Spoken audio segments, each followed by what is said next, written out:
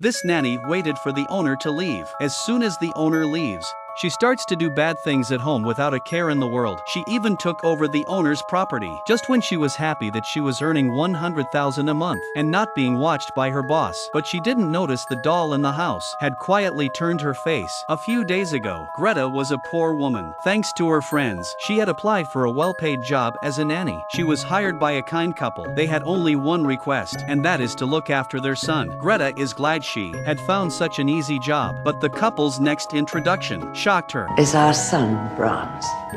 Greta burst out laughing, but the friendly couple had changed their faces in an instant. Greta felt her goosebumps. Just as they were at an impasse, a man named Gil approached. He was said to be the caretaker who delivered the food every day. He stepped forward expertly. He bent down and took the doll's hand in his. Greta was surprised, but to keep her job, she did as she was told. The couple then smiled in satisfaction. They gave Greta a schedule. Everything had to be followed to the letter. Greta took a look at it. The doll had to get up, go to bed, and eat on time every day. Not only that, but he had to be bathed. He had to listen to music and read him stories. He even had to give him a goodnight kiss every day before he went to bed. Although this seemed like child's play to Greta, but the price the couple offered was too high, so she said yes. Greta had been worried about all this crap, but the couple had decided to go on holiday at the last minute. This meant no one would be watching her every move. Greta was happy to see them off. As soon as they left, Greta revealed her true form. She didn't bother with the mannequin. She simply tossed him aside, covering him with a blanket. And then, she began to enjoy the life of a rich man with impunity. Cut up the steak, pouring a glass of 82-year-old red wine. Greta spent the rest of the afternoon relaxing. She even slept comfortably until dark. But in fact, she should have spent the afternoon listening to music with the dolls. When she came to the doll again, she was surprised to find that the blanket she had been wearing had fallen to the floor. There was no window open in the house. How had it fallen? Greta felt an eerie feeling, so she threw the doll back into his room and closed the door. That was done. Greta soon fell asleep again, but in the middle of the night, when thunder woke her up, she heard the sound of a baby crying. Greta was startled, but since she had dared to come to this castle on the outskirts, she had proved she was no coward. So she draped herself in a blanket and lit a candle and went downstairs, trying to find the source of the sound. Without realizing it, she came to the portraits of her host family. What Greta didn't expect was that the young master looked almost identical to the mannequin. Before she could wonder, a hand came out of the painting. It strangled her neck. The next second, Greta woke up from her dream. Fortunately, it was only a dream, but it piqued Greta's curiosity. Greta was brave enough to go to the doll's room. This time, there was a tear on the doll's face. The woman wakes up in the middle of the night to the sound of crying. She followed the sound to the source. She found the doll in tears. Greta walked forward in fear, trying to wipe the tears from the doll's eyes. Who knew that the tears would grow? They seemed to be falling from the ceiling. Greta thought it was strange, grabbed a pole and poked it at the ceiling. The next moment, it cut straight to the entrance of the chamber. But no matter how hard Greta tried, she couldn't open it. The bizarre events in the castle haunted Greta. If it hadn't been for the timely arrival of caretaker Jill, she might have been suffering from anxiety. Jill sees that Greta is not well. He offered to help her with the history of the family. The story goes that the young master was born to the couple in their middle age, but he was tragically killed in a fire. The grieving couple had a doll made to look exactly like their son, as a symbol of support for all these years. The horror turned to warmth in an instant. Greta's heart was slowly eased. That evening, Gil asked her to go for a walk around the neighborhood. Greta had a soft spot for this caring man. She agreed without even thinking about it. But when she was in the shower, she didn't even notice that there were eyes on her. And when she was done, the clothes and accessories were gone. The eerie atmosphere frightens Greta again. Greta looks everywhere for the missing items, but she searched and searched, but all she found was a ladder. There was a ladder down. Greta remembered her date with Gil. She thought he'd arrived early to play a prank, so without thinking,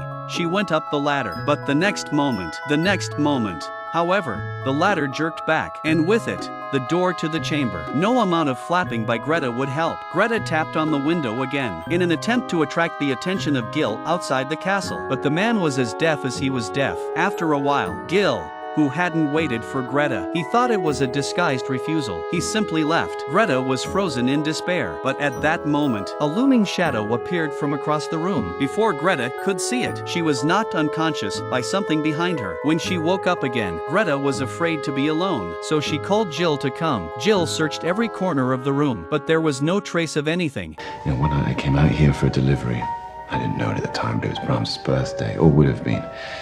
Mrs. Hichard, she was in the sitting room opening presents with the doll. And Mr. Hichard, yeah, he was in here.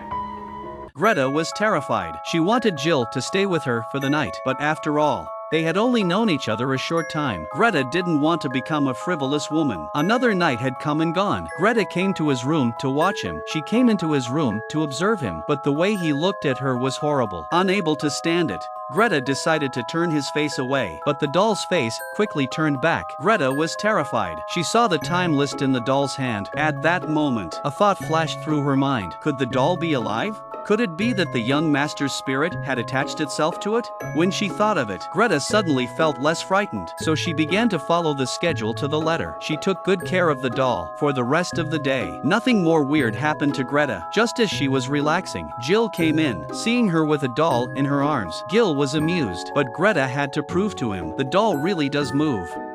Greta put the doll on the floor and drew a circle around him, and when they opened the door again, the doll disappeared without a trace. After witnessing this scene with her own eyes, Gil was shocked. He tried to protect Greta, but Greta refused. Greta had been domestically abused by her ex-boyfriend, lost a child while spending time with the doll. Her guilt can be released. Gil saw her persistence and didn't take her away by force. Greta thought she could live with the doll, to live in peace. What she didn't expect, it was ruined by a man who made it happen. It was Greta's ex-boyfriend. He had hurt her so badly. Now he's begging her to make up. Greta doesn't want to talk to him, but he won't leave. When the moment came, Jill showed up. The ex-boyfriend relented, but he still won't leave. Gil wanted Greta to stay with him, but Greta still won't say anything. With no choice, Jill had to stay outside the castle all night, just in case. At the end of the night, Greta complained quietly to the doll. Don't worry, Grumps, I'm not gonna leave you.